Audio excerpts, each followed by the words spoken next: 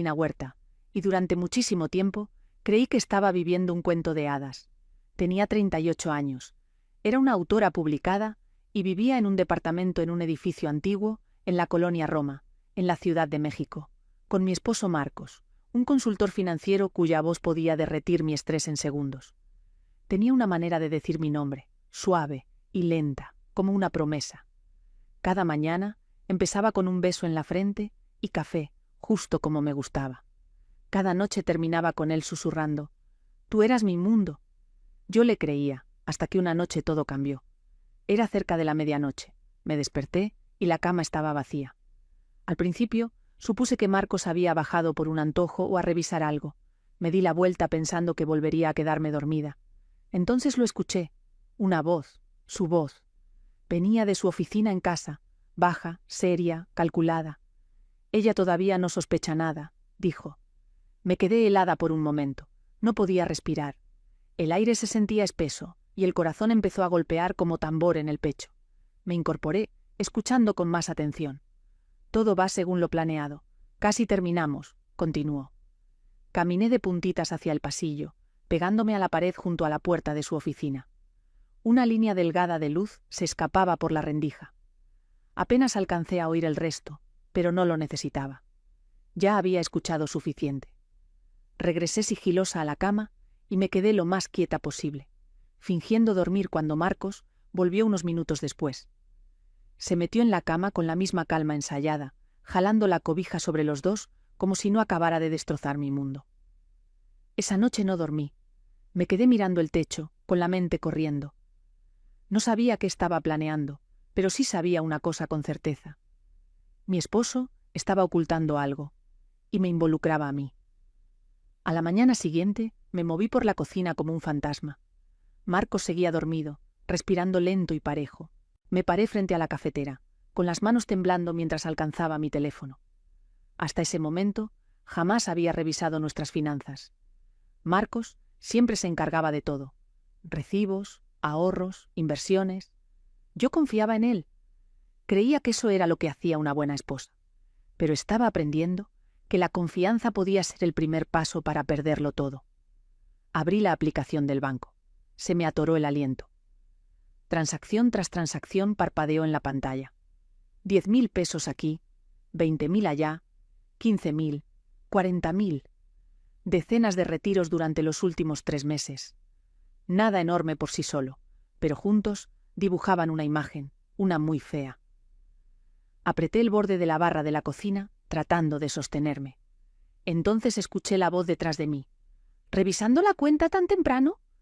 El tono de Marcos sonó casual, pero alcancé a ver el destello de sorpresa en sus ojos mientras se recargaba en el marco de la puerta y se tallaba la nuca. «Solo por curiosidad», dije tratando de sonar despreocupada. «Algunos de estos cargos se ven desconocidos». Él caminó hacia la cafetera, se sirvió una taza y me dio una sonrisa ensayada. «Ah, son solo unas inversiones pequeñas. Debí haber olvidado mencionártelas». Le di un trago sin mirarme a los ojos. Algo dentro de mí se quebró. No era enojo, todavía no. Era algo más frío, más filoso. Asentí despacio, fingiendo aceptar su explicación, pero ya lo estaba observando, no con amor, no con confianza, sino con claridad. Cada encogimiento de hombros, cada desvío, era otra grieta en la imagen en la que yo había creído. Esa noche noté más cosas. Estaba pegado a su teléfono todo el tiempo. Siempre lo dejaba boca abajo, siempre se salía para contestar llamadas. Y cuando le preguntaba en qué estaba trabajando, sonreía y decía: «Solo negocio. Nada de qué preocuparte». Pero yo sí estaba preocupada, profundamente, y esa preocupación se estaba convirtiendo en determinación. No iba a quedarme esperando para descubrir qué planeaba. Necesitaba respuestas, y las necesitaba rápido. 2 días después tuve mi oportunidad. Era una noche tranquila. Marcos acababa de cenar y dijo que iba a bañarse. Normalmente llevaba el teléfono a todas partes, como si fuera una extensión del cuerpo. Pero esa noche, por primera vez, lo dejó sobre la mesa del comedor. Lo miré fijamente. El corazón me retumbaba en el pecho como una campana de advertencia. Esperé 30 segundos, luego 60. Escuché el agua corriendo arriba y estiré la mano. Su teléfono estaba desbloqueado. Me temblaban los dedos mientras me desplazaba por los mensajes recientes. La mayoría eran inofensivos, recordatorios de trabajo, charlas casuales, pero entonces un hilo de mensajes resaltó. Sin nombre de contacto, solo un número. El mensaje más reciente decía: «Mándale los archivos Silomero, solo asegúrate de que ella siga a oscuras. ¿Casi terminamos?». Me quedé paralizada. Leí el mensaje otra vez, con la mente acelerada. Archivos Silomero. Y asegúrate de que ella siga a oscuras. ¿Quién era ella? ¿Era yo? Le estaba enviando a alguien algo sobre mí. Se me revolvió el estómago. Volví a dejar el teléfono exactamente donde estaba, cuidando de no mover nada. Luego caminé a la cocina, me eché agua fría en la cara e intenté bajar la respiración. El sonido de la regadera seguía. Tenía unos minutos más, pero no podía dejar de pensar. Marcos no solo mentía, no solo engañaba, estaba planeando algo grande, y yo era el blanco. Más tarde esa noche, cuando se metió a la cama, me besó la frente como siempre. «¿Estás bien?», preguntó, con la voz suave. Asentí y sonreí apenas. Solo cansada. Por dentro yo estaba gritando. Él no sabía que yo había visto el mensaje. Seguía creyendo que yo seguía a oscuras. Ese fue su error, y yo pensaba aprovecharlo. A la mañana siguiente, en cuanto Marcos se fue a trabajar, llamé a Ana. Ana Preciado no era solo mi mejor amiga de la universidad, también era una abogada brillante, especialista en derecho patrimonial y fideicomisos. Habíamos perdido contacto por algunos años, pero nos reencontramos el verano pasado con un café. Nunca imaginé que la llamaría así. Cuando contestó, no perdí tiempo. La voz me temblaba mientras le contaba todo. Las salidas tarde de Marcos, los susurros, las transacciones ocultas, el mensaje sobre los archivos Silomero. Ella escuchó en silencio. Cuando terminé, solo hizo una pregunta. «¿De cuánto dinero estamos hablando?». «Cerca de 500 millones de pesos», dije. Hubo una pausa. Luego su voz volvió, firme y clara. «Carolina, tenemos que mover tus bienes ahora». Sentí que las rodillas se me aflojaban, así que me senté en el borde del sillón. «¿Estás segura?», susurré. «Sí. Si esperas, va a hacer su siguiente jugada. Vamos a crear un fideicomiso a tu nombre. Quedará legalmente protegido. No va a poder tocar ni un centavo».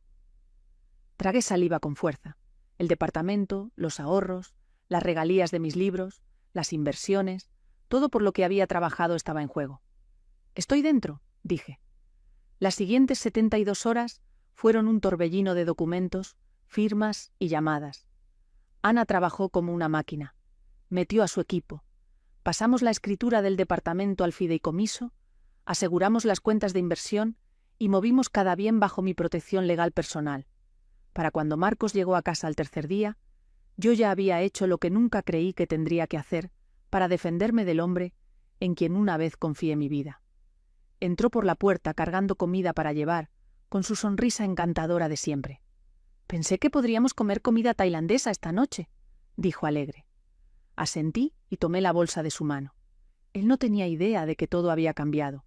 Los papeles estaban firmados, el dinero movido, la fortaleza construida. Podía intentar lo que quisiera, pero nunca volvería a acercarse a mis bienes. Y no pensaba advertirle, que creyera que yo seguía dormida, que hiciera su siguiente movimiento, porque ahora yo estaba lista. 4 días después, Marcos hizo su movimiento. Era una tarde de viernes. Llegó más temprano de lo normal, vestido con uno de sus trajes a la medida. Se veía tranquilo, casi complacido, mientras dejaba el portafolio y se sentaba frente a mí en la mesa del comedor. «Tenemos que hablar», dijo, deslizando una carpeta hacia mí. No me inmuté. La abrí despacio, revelando los documentos adentro. Papeles de divorcio. «Creo que es lo mejor», continuó con una voz ensayada. «Nos hemos distanciado. No quiero que esto se vuelva más doloroso». Lo miré, manteniendo el rostro inescrutable. «¿De verdad?», pregunté. Vaciló un segundo, lo suficiente para que yo viera el destello de incertidumbre detrás de sus ojos. Luego asintió. «Sí, es mejor así». Tomé aire y empujé la carpeta de regreso hacia él. «Antes de seguir, hay algo que debes saber». Sus cejas se fruncieron. «¿Qué?». Me incliné apenas hacia adelante. Mi voz salió calmada, clara y deliberada. «Ya moví todo», parpadeó. «¿Qué?». El departamento, las cuentas, las regalías, todo. Está en un fideicomiso protegido. No puedes tocarlo. El color se le fue de la cara. ¿Tú qué quieres decir?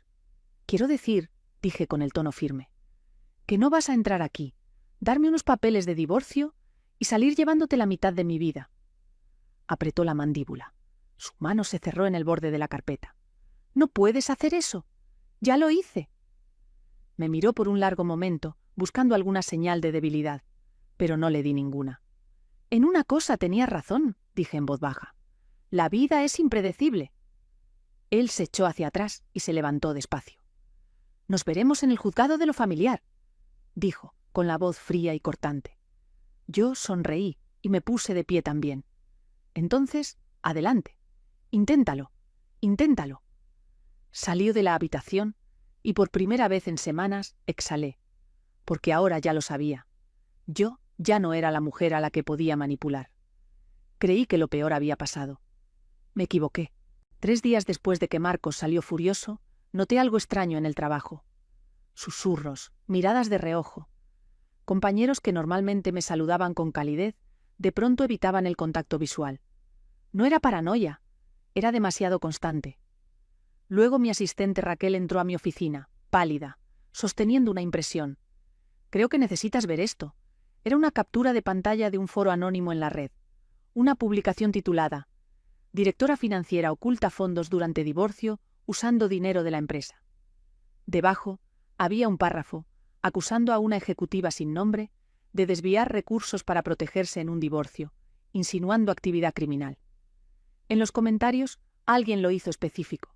«Yo sé quién es. Carolina Huerta. Investíguenla». Sentí que la sangre se me iba del rostro. Marcos. Él estaba detrás de esto. Lo sentía en los huesos. «Está tratando de destruirme», susurré. Raquel asintió solemne. «Si esto se riega, puede dañar tu reputación o peor». Me levanté y empecé a caminar de un lado a otro. Había pasado años construyendo mi nombre, mi credibilidad. Había subido cada escalón por mérito propio, sin atajos, sin favores. Y ahora, una mentira podía romperlo todo. «Necesito llamar a Ana», dije tomando mi teléfono. Esa noche me senté frente a Ana en su oficina. Ella escuchó mientras le describía lo que estaba pasando, con la voz temblando entre miedo y furia. «Esto ya no es solo personal», dije. «Está tratando de destruirme profesionalmente». Ana se recargó juntando los dedos. «Está jugando sucio», dijo, «tratando de obligarte a un arreglo. Quiere asustarte para que te rindas». La miré directo a los ojos. «No voy a echarme para atrás». Ella asintió, ya redactando una carta. Primer paso, un requerimiento formal para que detenga de inmediato la difamación y se abstenga de seguirla. Si empuja esto más, vamos a demandar por daño moral y afectación a tu reputación. Una chispa pequeña de esperanza se encendió dentro de mí. Él quería desgastarme con mentiras, pero había subestimado una cosa. Yo no le tenía miedo a la verdad, y no iba a ninguna parte. Justo cuando creí que ya había visto todos los trucos de Marcos, cayó aún más bajo. 3 días después, Ana me citó en su oficina. Su tono era cortante. Serio. «Acaba de presentar una demanda», dijo cuando entré. «Te está acusando de fraude financiero». Se me hundió el corazón. «¿Qué?» «Dice que moviste bienes conyugales de manera ilegal. Alega que desviaste recursos de cuentas mancomunadas». Me desplomé en la silla frente a ella. «No puede hablar en serio». «Lo está», dijo Ana con gravedad. «Y hay más». Deslizó un expediente sobre el escritorio. «No viene solo». Presentó la demanda con un codemandante. Abrí la carpeta. El nombre me golpeó como un puñetazo en el estómago. Hilomero. Era el nombre del mensaje, el que yo había leído en el teléfono de Marcos. «¿Quién es?», pregunté. Ana cruzó los brazos. «Un estafador conocido. Lo han vinculado a varios casos de documentos falsificados. Todavía sin condenas, pero con una larga estela de sospechas». Pasé las páginas. Eran detalladas, llenas de cifras y transacciones falsas. Algunas incluso imitaban mi firma. «Estos no son míos», dije con la voz subiendo. «Esto es inventado». Ana asintió. «Lo sabemos, pero tenemos que probarlo. Y rápido». Apreté las manos hasta hacer puños. Todo el miedo que había cargado se convirtió en fuego. «Está tratando de enterrarme otra vez en mentiras». Los ojos de Ana se afilaron. Entonces, vamos a asegurarnos de que esas mentiras le colapsen encima. Le entregó el expediente a un perito en contabilidad forense. Durante la semana siguiente, trabajamos sin parar reuniendo registros reales, rastreando huellas digitales, verificando cada movimiento que yo había hecho. Casi no dormía, pero seguía, porque ya no se trataba solo de dinero. Se trataba de mi nombre, mi integridad y mi derecho a defender lo que era mío. Al final de la semana, teníamos todo lo que necesitábamos. El perito rastreó los documentos falsos hasta la firma de Hilomero. Las fechas no cuadraban, las firmas tenían inconsistencias y, lo más importante, no había rastro documental que conectara esas transacciones inventadas con ninguna de mis cuentas reales. Marcos había lanzado todo contra mí, pero la verdad era más fuerte y estaba de mi lado. Un mes después, entramos al juzgado. Ana estaba calmada, afilada como siempre. Yo me senté a su lado, vestida de azul marino, con los hombros rectos y las manos firmes. Al otro lado del salón, Marcos parecía la sombra del hombre que yo había conocido. Enojado, nervioso, sin preparación. La jueza revisó el caso con cuidado. Nuestra documentación era impecable. Hilomero nunca se presentó. En el momento en que se leyó la resolución en voz alta, cerré los ojos, no por alivio, sino por final. El juzgado desechó los señalamientos de Marcos. Se le negó el acceso a cualquier parte de mi fideicomiso. Sus tácticas de difamación le salieron al revés, y en lugar de ganar algo, se le ordenó cubrir mis honorarios legales y las costas judiciales. Después de la audiencia, trató de acercarse en el pasillo. «No tenías que hacer esto», dijo en voz baja. Lo miré directo a los ojos. «No, Marcos, tú no tenías que hacer esto». Y me fui para siempre. En las semanas siguientes, recogí los pedazos de mi vida despacio, con cuidado. Volví a escribir. Di caminatas largas en el bosque de Chapultepec. Dejé que el silencio sustituyera el caos. No celebré. Reflexioné, porque la victoria no siempre se siente como alegría. A veces se siente como paz después de una tormenta. A veces es solo la ausencia de miedo. Aprendí algo en todo esto, algo que toda mujer debería saber. La confianza es un regalo, pero el control sobre tu vida es un derecho. Punto. No importa qué tan amorosa parezca una persona. Nunca entregues tu poder a ciegas. Conoce tu valor. Protege tu futuro. Sé capaz de actuar antes de que sea demasiado tarde. Y si algún día alguien intenta romperte con una traición, mantente en pie. Mantente en pie y deja que la verdad hable más fuerte que la venganza. Si sigues aquí, gracias. Y si esta historia resonó contigo, compártela. Dale me gusta. Comenta. Hazle saber a otras personas que no están solas. Porque la fuerza no es solo sobrevivir la tormenta. Es aprender a adueñarte del cielo después.